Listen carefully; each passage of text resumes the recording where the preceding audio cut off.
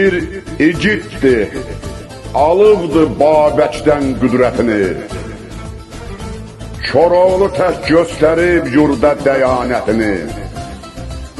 Cavanşirdən güc alan, ucalan qeyrətini. Şimşək kimi hayqıran o alovlu oddur. O cəsurdur, mətindir, kəşfiyyatçı ibaddır. Düşmənə aman verməz, diz çöktürər önündə.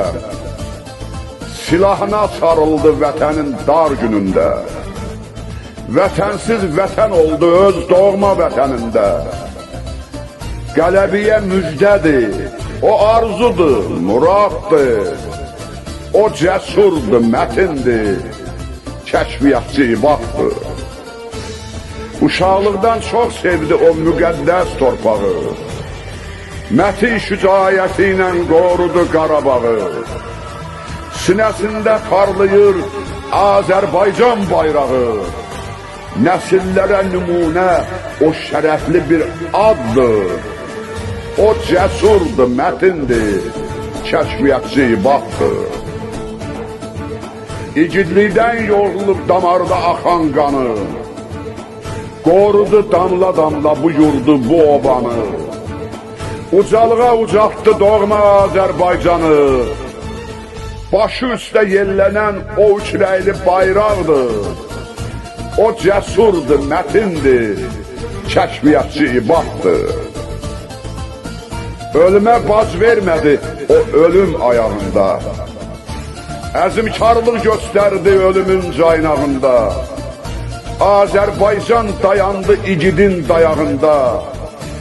Sabaha şəfək saçan, nur parlayan çıraqdır. O cəsurdur, mətindir, kəşfiyyatçı ibaddır. Yanan günəş, o isə o günəşin zərrəsi.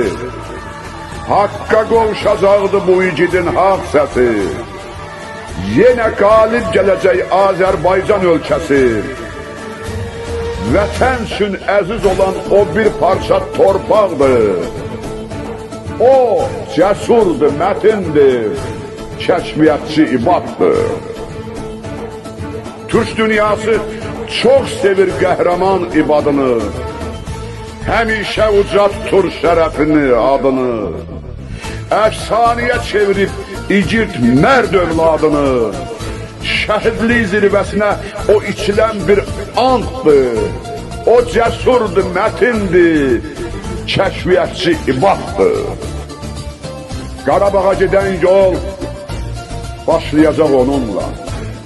Alınacaq torpağı töküləcək qanıyla. Şuşaya bayraq sancıb sevinəcək anıyla. Qələbiyə gedən yol o ümiddir, soraqdır. Ehey, o cəsurdur, mətindir, kəşfiyyatçı ibaddır.